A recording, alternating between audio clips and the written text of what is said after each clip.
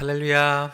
우리 좌우에 계신 분들과 다시 한번 반갑게 인사 나누면 좋겠는데요. 다들 마스크 쓰시니까 이제 눈웃음으로 인사를 하면 좋겠습니다. 우리 손가락으로 사랑합니다, 눈웃음으로 축복하며 인사 나누고요. 우리 또 온라인으로 예배 드리시는 분들도 또 가족 가운데 또 영과 진리로 서로를 축복하며 예배를 드리길 원합니다.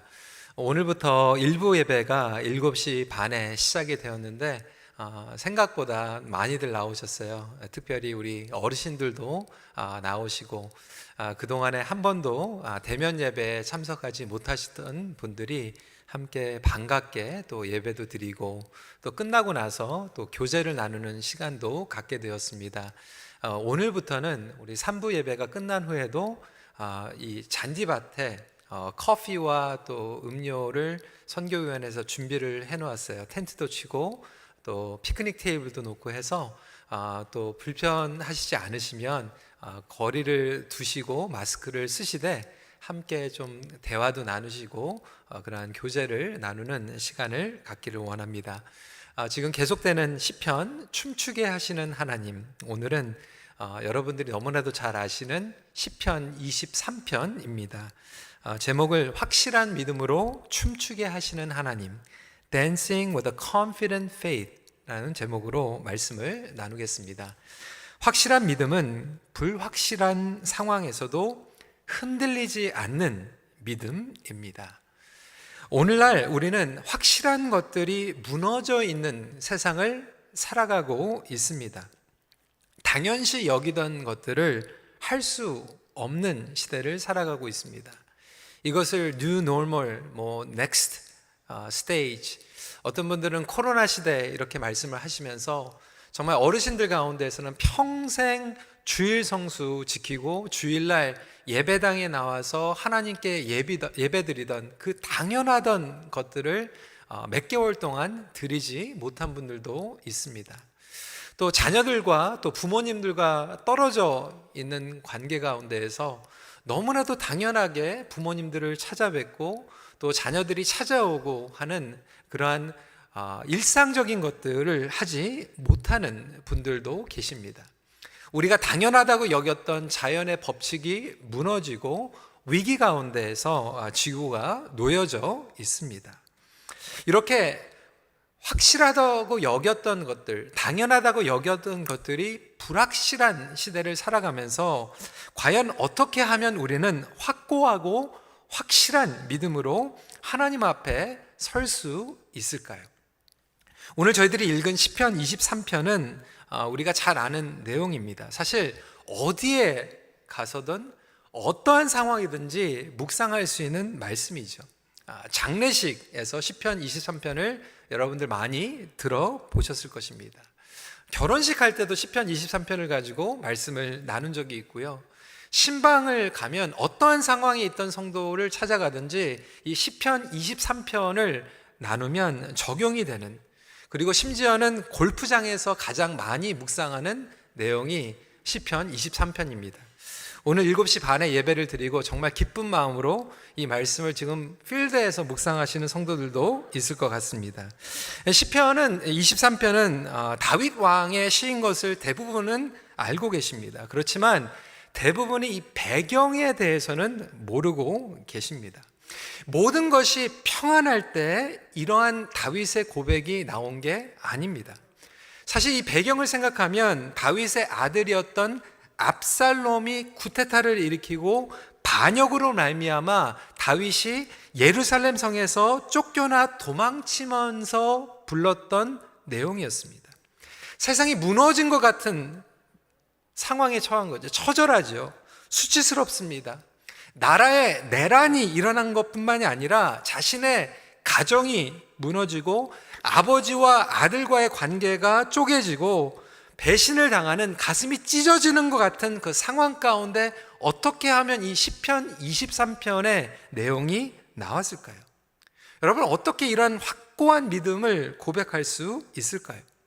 고생 가운데 세워놓은 나라, 자신의 위치, 자식까지도 다 무너지고 흔들거리는 상황 가운데 다윗은 확실한 믿음의 고백을 할 수 있었다라면 지금 당연시 여기고 우리가 확고하게 생각했던 모든 것들이 무너지는 불확실한 미래를 살아가는 저희들에게도 이 시편 23편은 확실하고 확고한 믿음의 고백이 될 줄 믿습니다. 그렇다면 이 확실한 믿음에 대해서 몇 가지를 나누기 원하는데, 첫 번째로 확실한 믿음은 하나님을 향한 신뢰 지수와 비례합니다. 이것을 trust quotient이라고 얘기할 수 있는데, 여러분 머리, 두뇌하면 IQ 그러잖아요. 그리고 감성적인 것을 emotional, EQ라고 얘기합니다. 영적인 지수를 spiritual quotient이라고 얘기하면, 신뢰 지수라고 하는 것은 trust quotient이라고 얘기할 수 있을 것입니다. 우리 믿음 생활이라고 하는 것은 종교 생활로 분별할 수 있는 것이 아니라 얼마만큼 내가 지금 이러한 상황 가운데에서 하나님을 신뢰하고 있는가, 이 신뢰 지수를 통해서 믿음을 분별할 수 있다라고 하는 거죠. 다윗은 쫓겨나는 상황 가운데에서 이러한 결론을 내립니다. 6절입니다. 내 평생의 선하심과 인자하심이 반드시 나를 따르니 내가 여호와의 집에 영원히 살리로다. 내가 쫓겨나고 있지만, 목숨의 위협을 당하고 있지만 반드시 하나님께서 함께 하시고, 나의 집에서는 쫓겨났지만 반드시 여호와의 집에 거할 수 있다라고 하는 신뢰의 고백을 하고 있는 것입니다. 이것은 무슨 내용입니까? 모든 것들이 흔들거려도 그에게 확실한 것이 있다라고 하는 거예요. 그거는 어떠한 확신이었습니까? 하나님에 대한, 그리고 하나님을 향한 확신이었습니다. 다시 말하면 그분의 말씀, 그분의 성품, 그분의 약속에 대한 확신이었습니다. 사실 다윗은 수많은 위기를 경험해 보았습니다. 산전수전을 다 겪어보았습니다. 통쾌한 승리 경험했죠. 패배도 경험했습니다. 배신, 위기, 실수, 실패, 죄, 여러 상황들을 다 경험을 했습니다. 그 경험 가운데에서 항상 상황을 초월하는 한 가지 불변하는 것이 있는데, 그것은 하나님의 역사하심이었고 하나님의 동행하심이었습니다. 여러분, 우리의 구원조차도 마찬가지입니다. 우리의 구원은 행위가 아니죠. 어떤 분들은 나 같은 사람이 어떻게 구원을 받아? 나 같은 죄인이. 그런데 우리의 구원의 근거는 나의 행위가 아니라 하나님을 신뢰하기 때문에 구원의 확신이 있는 것입니다. 확실한 믿음이라고 하는 것은 나의 노력과 나의 의가 아니라 하나님을 근거한 믿음이기 때문에 그렇습니다. 하나님은 지켜보시다가 마음에 드시면 구원 주시고 마음에 안 드시면 구원을 빼앗아 가시는 분이 아니라고 하는 거죠. 안타깝게도 저와 여러분들은 지금 신뢰가 무너진 세상을 살아가고 있습니다.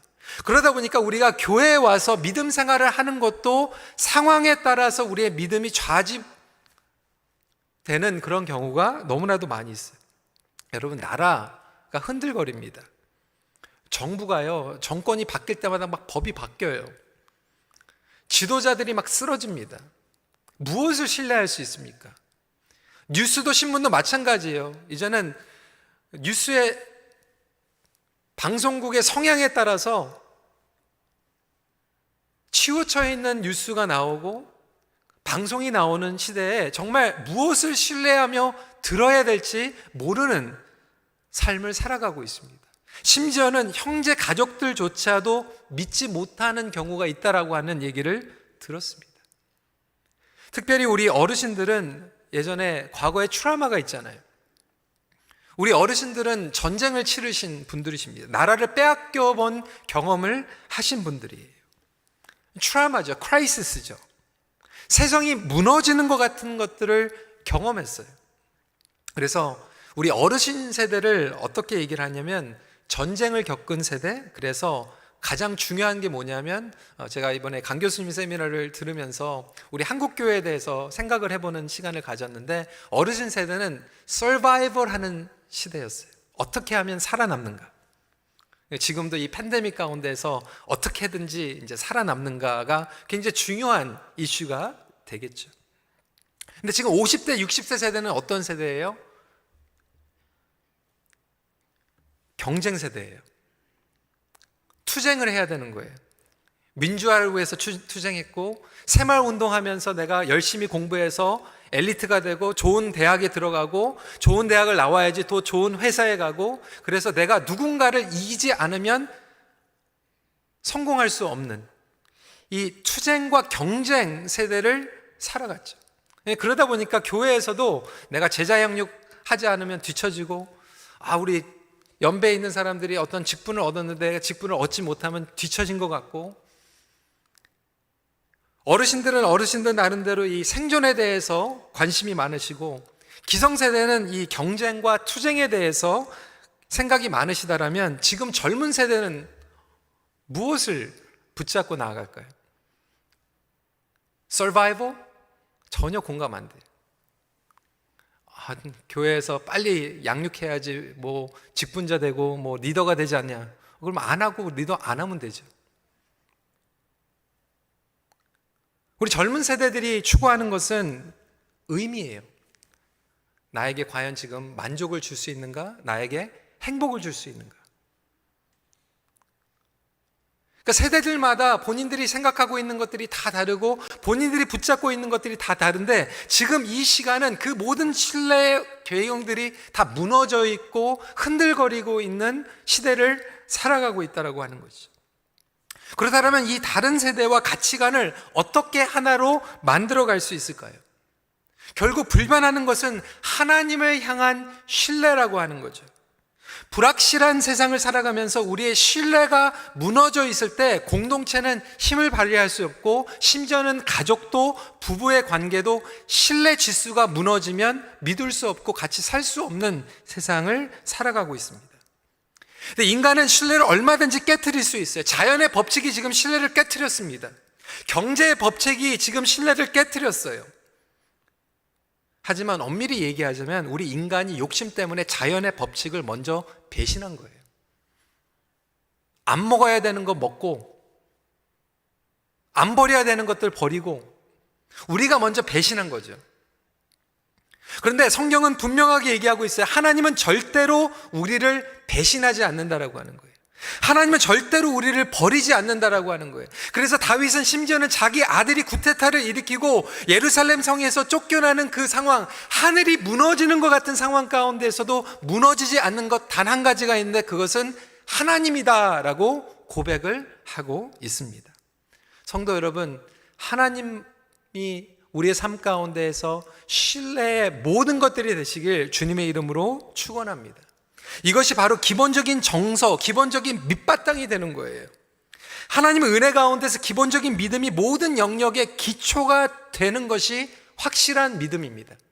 그러니까 확실한 믿음이라고 하는 것은 아멘 크게 하고 요란하게 내가 예배 생활하고 주일날 한 번도 안 빠지고 누가 봤을 때 봉사 잘하는 것도 겉으로 볼 때는 그럴듯하겠지만, 가장 중요한 것은 가장 밑바닥에 가장 뿌리 가운데 하나님은 나와 반드시 동행하시고, 하나님은 나를 지켜주시고, 나의 목숨과 나의 인생과 나의 과거와 지금 현재와 나의 미래, 심지어는 내가 언제 숨을 거둘 때까지도 하나님은 아시고 나를 그때까지 책임져 주신다라고 하는 것을 저변의 뿌리부터 믿고 있는 신뢰가 가장 확실한 믿음이라고 하는 거예요.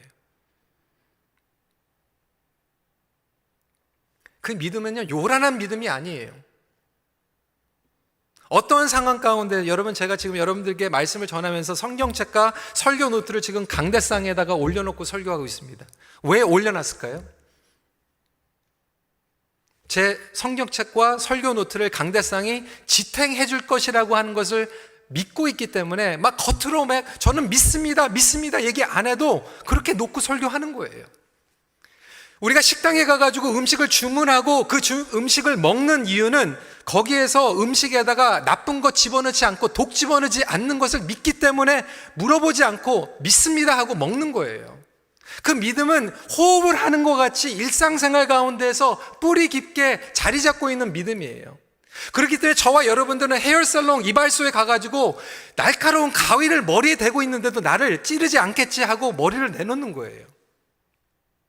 우리의 믿음은 막 시끄럽게 요란하게 막 고백하는 믿음이 아니라 나의 생명과 나의 목숨과 나의 건강과 나의 일거주 모든 삶의 루틴들을 다 맡길 수 있는 신뢰이기 때문에 그 신뢰가 가장 확실한 믿음으로 우리에게 다가오는 것이죠. 그렇다면 성도 여러분, 여러분은 지금 얼마만큼 여러분들의 생명과 목숨을 하나님께 신뢰하고 있습니까?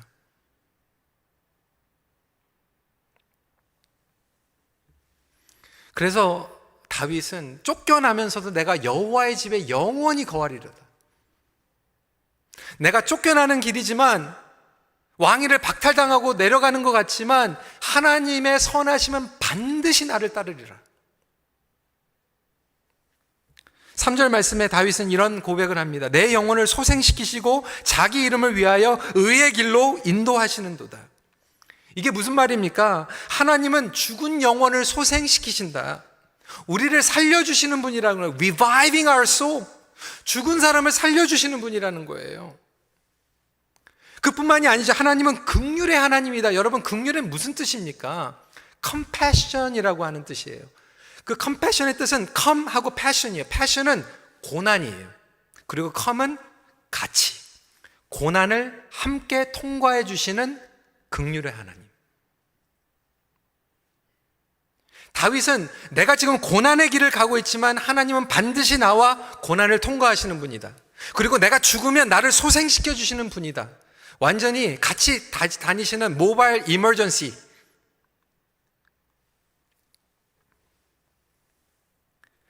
그 하나님에 대한 신뢰의 지수가 있었기 때문에 다윗은 도망치면서도 시편 23편의 고백을 할 수 있었습니다. 그분은 전능하신 하나님이십니다. 어떤 죄라도 예수 그리스도의 십자가의 보혈로 우리를 깨끗게 하시는 분이십니다. 또한 우리의 문제를 해결해 주시는 분입니다. 하나님의 말씀과 성품을 신뢰하는 자들은 절대로 망하지 않습니다. 여러분, 그래서 우리 신앙의 선배들은요, 그 하나님을 신뢰했기 때문에 신사참배, 목숨을 내놓고도 하나님을 예배했어요. 과연 우리는 하나님을 신뢰할 수 있을까요? 우리 인간관계도 마찬가지예요. 믿는다라고 하는 것은 결국 신뢰하는 것이죠. 인간관계에서도 신뢰 지수는 매우 중요합니다. 여러분, 이 신뢰 지수라고 하는 것은 어떻게 회복시켜 나갈 수 있을까요? 두 가지예요. 약속을 지키는 거, 그리고 두 번째, 함께 있어주는 거. 여러분, 지금 정부에서요, 이제 소셜 버블 만들어가지고 같이 모이라고 얘기하죠. 한 10명씩. 오늘도 보니까 이제 목장 식구들은 같이 앉아 계시더라고요. 참 재밌어요. 어떤 가족은 같이 사는데도 따라 떨어져서 앉고, 어떤 식구들은 목장인데 같이 따로 살면서도 같이 앉아 있잖아요. 근데 이 소셜 버블이라는 게 뭐냐면, 이 소셜 버블을 만들다라고 하는 것은 내가 저 사람을 신뢰하고 저 사람이 나를 신뢰한다라고 하는 거예요. 그래서 이 소셜 버블 안에서는 같이 먹어요. 집에도 들어가요.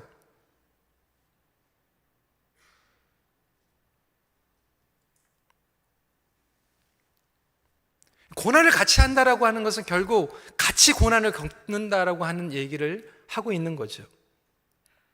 근데 지금 뉴스나 매거진을 보면요, 많은 글들이 나오고 있는데 이 소셜 버블이 생기다 보니까 또 나름대로 굉장히 외롭고 더 고립되는 사람들이 많아요. 옛날에는 모든 사람이 고립을 됐어요. 첫 번째 락다운 됐을 때는 모든 사람이 안 만났어요. 그러니까 외롭지만 다 외로우니까 괜찮았어요. 근데 요즘은 소셜 버블을 만드니까 소셜 버블에 못 들어가는 사람들은 더 외로워지는 거예요. 상대적으로 오는 더 허탈감.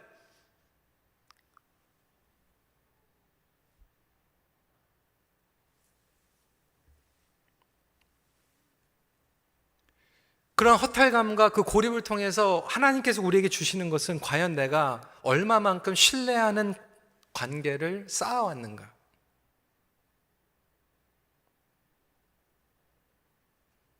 한번 점검할 수 있는 시간을 주시는 게 아니겠어요? 그리고 교회가 모이지 못하는 그 시간들을 통해서 이제 하나님 앞에 우리가 결단을 하고 모이는 이 시간을 통해서 내가 과연 나의 목숨을 얼마만큼 하나님께 신뢰하고 있는가?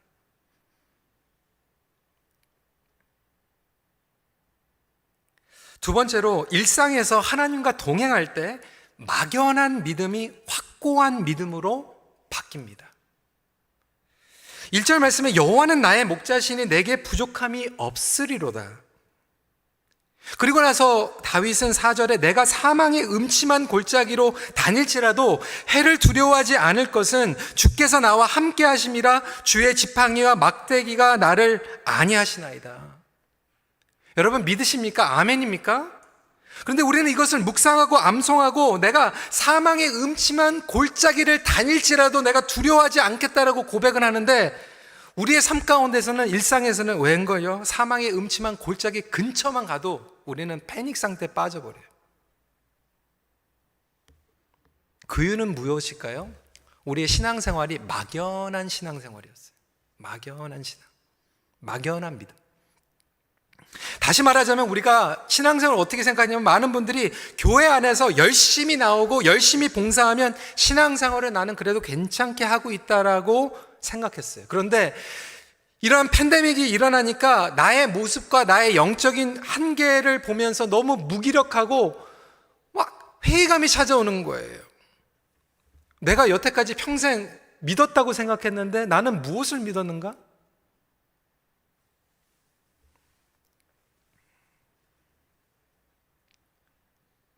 나의 영성의 상태는 무엇인가? 질문하게 되는 거죠. 근데 많은 분들이 영성하면 영성에 대해서 오해하고 있었다라고 하는 거예요. 어느 책에 보니까요, 우리가 생각하고 있는 영성은 오염된 영성이라는 거예요. 특별히 보수 그리고 기독교 복음주의의 많은 분들이 영성 그러면 기독교 교회 나오면 이것도 하면 안 되고 저것도 하면 안 되고 그거 다 안 하는 게 영성이 좋은 걸로. 여러분 우리가 그렇게 생각하지 않았어요? 이것도 안 하고 저것도 안 하고 이거 끊고 저거 끊으면 영성 좋다. 어떤 분들이 이렇게 생각해요. 기도의 능력, 기도하는 대로 다 응답받으면 영성 좋다. 영빨이 세다. 어떤 분들은 안수해가지고 병이 나면 신유의 은사로 영성이 좋다. 어떤 분들은 막 쪽집게 같이 막 예언을 잘하면 영성이 좋다. 어떤 분은 그래서 저에게 농담 반 진담 반으로 그렇게 얘기하더라고요. 목사님 때문에 이렇게 됐다고. 작년에 우리 교회 팀이 모였어요. 여호와께 돌아가자. 그래서 목사님 때문에 장례식이 많았다고 그러더라고요. 괜히 여호와께 돌아가자 그렇게 해가지고. 또 올해 또 저한테 막 모르시는 거예요. 새 일을 행하시는 하나님. 저도 이런 새 일인지 몰랐죠. 그러면 제가 영성이 좋은 겁니까? 예언적인 표?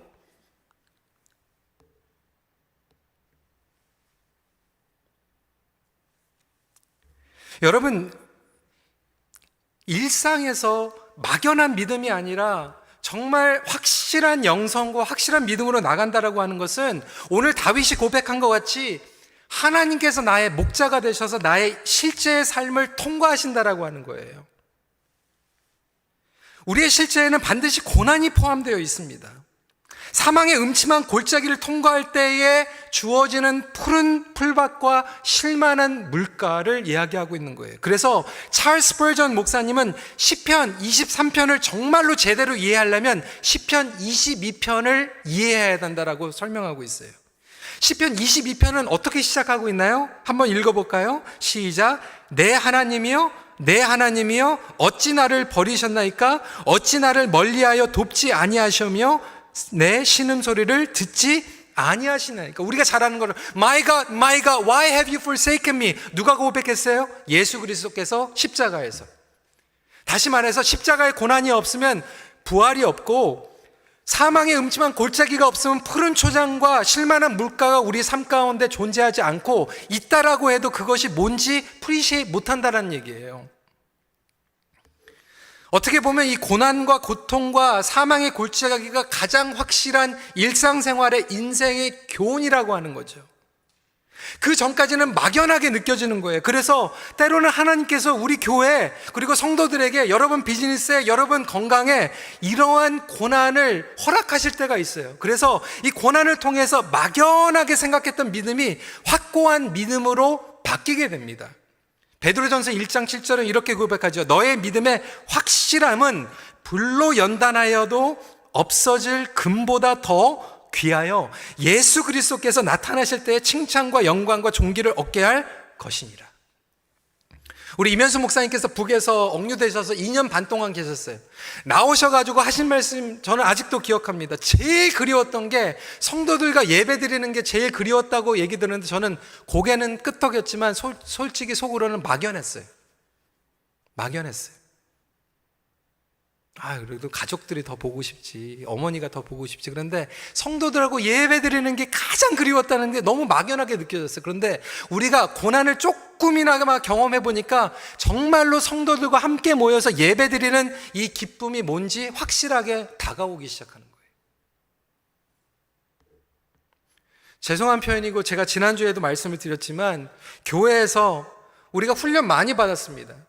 심지어는 어떤 장로님들이 저한테 와셔가지고 평생 주일 성수하고 평생 교회에서 하는 성경 공부와 제자 양육은 다 했는데도 불구하고 사실 이번에 코로나 시대를 지나가면서 너무 무기력하게 느껴지는 거예요. 아니, 교회 다니면서 우리가 태권도 유도하는 것처럼 블랙벨트는 다 땄어요. 1단 됐는데 1단 가지고 안 된다고 해서 2단 됐고, 2단 돼가지고 안 된다고 그러니까 3단 뛰고, 어떤 분들은 10단, 11단까지 했어요. 그런데 이번에 밖에 나가가지고 깡패한테 다 얻어맞고 그냥 무너진 것 같이 평생 우리가 블랙벨트 따가지고 한 것 같은데 막 무너져 버리는 거예요. 그럼 여러분 대답은 무엇입니까?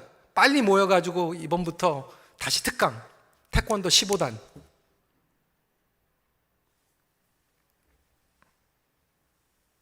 여전히 우리는 죄에 무너지고, 여전히 세상의 욕심과 나의 안전과 나의 자녀가 우상이 되고, 재물이 우상이 되고, 막연하게 나는 그래도 신앙생활을 제대로 하고 있다라고 생각했던 우리의 현주소를 보여주고 있는데, 저는 한번 얻어맞는 것도 괜찮다고 생각해요.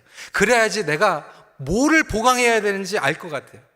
우리 성도들이, 우리 한국교회가, 이민교회가 좀 한번 얻어맞는 것도 괜찮은 것 같아요. 너무나도 막연하게 신앙생활을 했고 너무나도 막연하게 우리가 훈련받지 않았나. 그런데 지금 다윗이 여호와는 나의 목자시니라고 얘기하고 있는 것은 그 이유가 있어요. 저와 여러분들에게는 이게 막연하게 느끼지 모르지만 이스라엘 백성들에게는 가장 확실하게 공감할 수 있었어요. 뭐였습니까? 다윗은 목동 출신이었어요. 그 당시에 유대인들은 주로 유목과 목축을 하였어요. 그렇기 때문에 이스라엘 백성들에게 지금 여호와는 나의 목자시라고 하는 고백은 막연한 고백이 아니라 일상에서 만나는 여호와고, 일상에서 푸른 초장도 그렇지만 사망의 음침한 골짜기도 함께 가는 목자라고 하는 것을 알고 있었어요. 저와 여러분들에게는 일상은 무엇입니까? 어떤 분들에게는 학생, 어떤 분들은 가정주부로 여러분들의 일상인 거예요. 가게에서 일하시는 분들은 그게 일상이에요. 여러분 일상, 월요일부터 토요일까지 여러분 가게에서 어떻게 신앙생활을 하고 있습니까? 주일날은 나와가지고 우리가 목숨 걸고 예배드리고 목숨 걸고 성경 공부하는데 월요일부터 토요일까지는 우리는 어떻게 비즈니스 하고 있습니까? 저는 80년도에 이민을 와가지고 저희 부모님들이 샌드위치 샵을 하셨어요.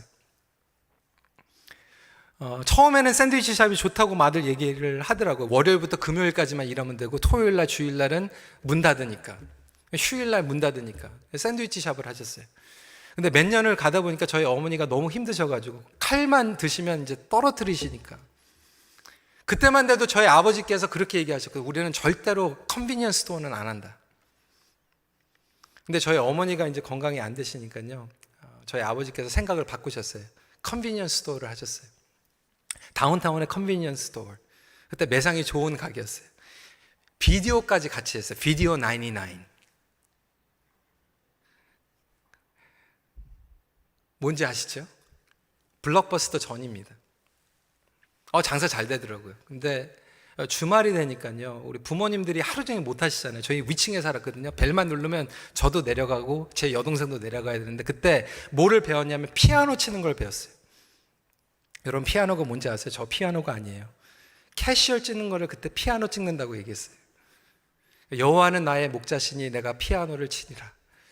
컨비니언스도 월요일부터 토요일까지 있으면서 손님이 오면 딱 알죠. 저 손님은 두머리의 손님인지 플레이어스 라이스 손님인지 안 보고도 손이 가죠.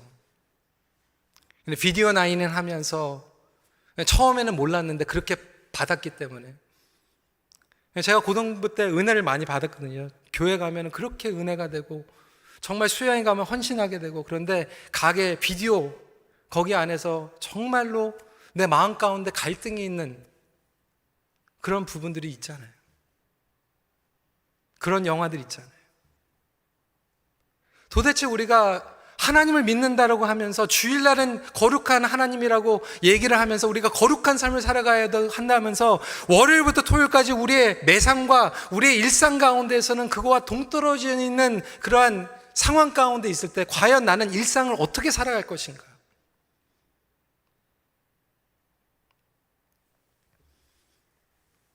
시간이 지나고 이제 가족들의 믿음이 하나님 앞에 헌신되면서 하나씩 하나씩 그것들을 보여주시고 하나씩 하나씩 정리하고 결단하게 해주시더라고요. 여러분, 그게 일상의 영성이에요. 주일 1시간 거룩하게 예배드린다고 내 영성이 좋아지는 게 아니라, 여호와는 나의 목자신 것 같이 내가 주중에 일터에서, 직장에서, 학교에서 공부하면서, 시험 보면서, 사람 만나면서, 자식 키우면서, 밥 해주면서 월요일부터 토요일까지, 아니 월요일부터 주일까지 365일 내가 숨쉬는 그 시간에 하나님의 말씀이 나의 삶 가운데 목자로 나를 인도해 주시는 그 삶 가운데 다른 길로 갈 때 우리를 돌이키게 하시고, 내가 실수하고 한눈 팔 때 유혹의 수렁에 빠져져 있을 때 우리를 건져주시고 우리를 다시 살려주시고 영적으로 소생시켜주시는 그 하나님을 만날 때 결국은 우리의 신앙이 막연한 신앙에서 확고한 신앙으로 바뀌게 된다라고 하는 거예요. 이것을 일상생활에서 경험해 본 사람들만 확실한 믿음을 가질 수 있어요.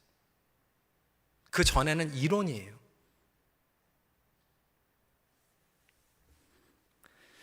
마지막 포인트입니다. 확실한 믿음은 식탁의 교제를 통한 은혜의 열매입니다. 다윗이 이렇게 고백할 수 있었던 확실한 게 있어요. 5절 말씀입니다. 주께서 내 원수의 목전에서 내게 상을 차려주시고 기름을 내 머리에 부으셨으니 내 잔이 넘치나이다. 여러분, 다윗을 향해서 원수들이 조롱했어요. 그거 봐, 꼴 좋다, 너는 끝났어. 조롱했던 그들은 다윗만 공격한 것이 아니라 다윗의 하나님까지 공격했어요. 여러분, 지금 이 상황이 마찬가지 아닙니까? 지금 그리스도인들을 향해서 비난하고 있어요. 공격하고 있어요. 오늘날 교회를 향한 시선이 그래요. 한국 보세요. 지금 동선액 때문에 난리예요. 아니, 대형마켓에 식당에 확진자가 들어온 거 간 거는 그냥 뉴스인데, 교회에 확진자가 한 사람 성도가 예배드리고 가면 완전히 그 교회는 이상한 교회가 돼버려요.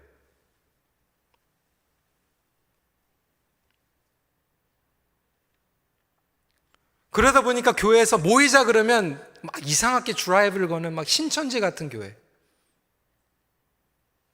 여러분, 이러한 사건 가운데 우리 초대교회와 우리 믿음의 선배들은 이것을 어떻게 이겨냈나? 다윗은 어떻게 이겨냈나? 보면요, 결국 식탁의 테이블을 통해서 이겨냈어요. 식탁의 테이블은 무엇입니까? 교제의 테이블이에요. 여러분, 식탁에서 뭐 하죠? 같이 먹어요. 식구예요, 식구. 한자 그대로 같은 상에서 밥 먹는 게 식구예요. 오늘날 가족들은 많은데 식구는 없어요. 그러다 보니까 가정이 무너지는 거예요. 가족인데 식구가 아니에요.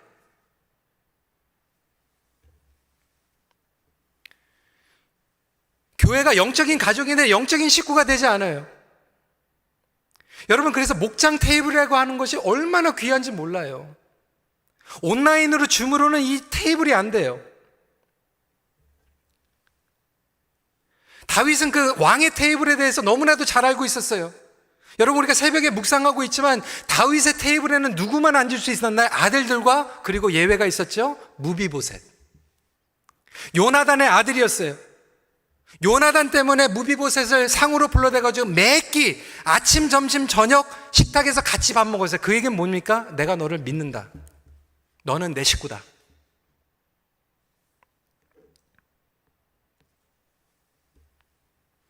압살롬에게 배신당한 이유가 뭔 것 같아요? 사실 예루살렘을 부르는데 2년 동안 안 만났어요. 같이 밥을 안 먹었어요.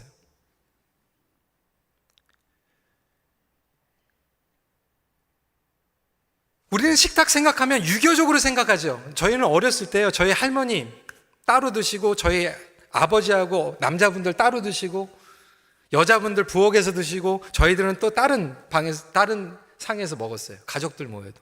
상이 달랐어요.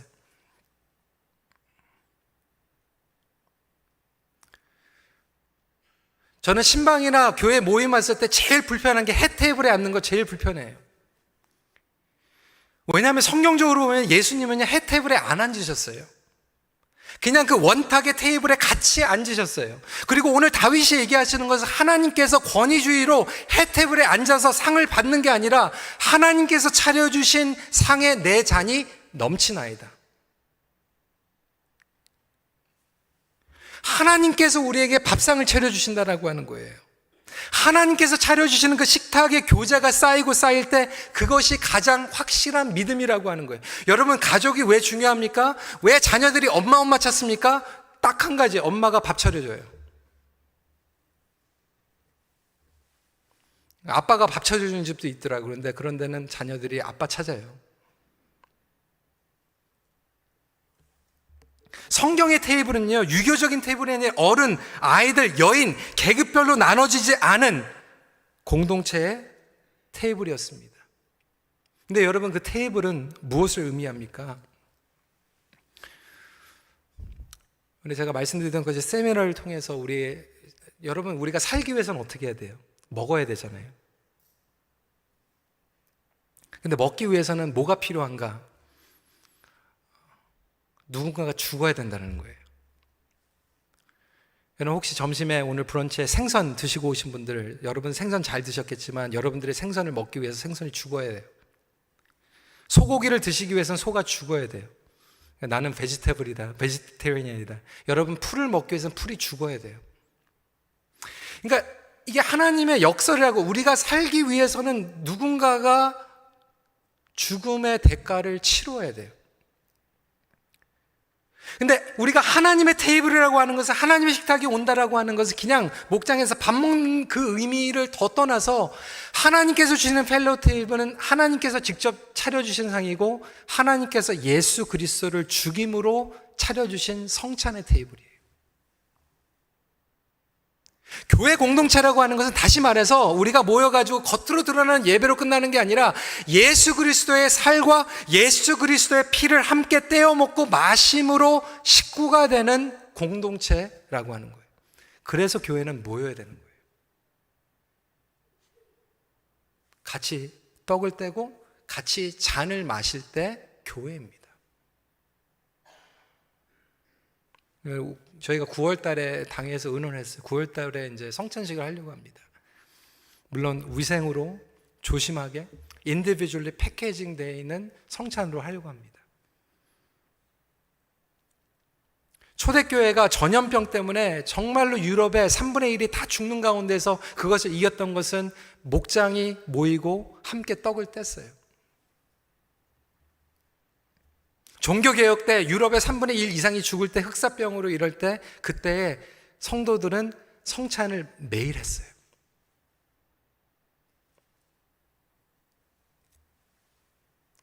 미래학자인 레널 스윗 교수님은 그래서 교회는 from tablet to table, 진짜 교회는 아이패드, 컴퓨터로 이루어질 수 있는 것이 아니라 결국 테이블을 통해서 이루어진다라고 설명하고 있습니다. 여러분, 교회의 의미를 다시 한번 생각해 보세요. 한자 준비를 했는데요. 여러분, 한국 교회에서는 교회를 한자로, 첫 번째 교회 한자로 씁니다. 첫 번째 그 교가 어떤 교입니까? 가르칠 교회예요. 한국 교회는 그렇게 번역을 했어요. 교회 가면 학교 가는 것처럼 배우고 오는 거예요. 근데 여러분, 배우는 건요, 온라인으로 요즘 더 잘 배웁니다. 그런데 정말로 성경적인 교회는 두 번째로 바뀌어야 돼요. 두 번째 교회, 이게 잘 안 보이는 분들 있을 텐데, 두 번째 교회는 뭐니까? 사근교회예요. 펠로십. 함께 떡을 떼고 나누는 교제를 통해서 되는 교회가 진짜 교회는, 예수님은 그렇게 오셨어요. 말씀은요, 이미 계시를 통해서 성경 주셨어요. 그런데 예수님께서는 같이 몸으로 오셔서 떡을 떼셨어요. 같이 식탁에서 죄인들과 세리들과 같이 먹으셨어요.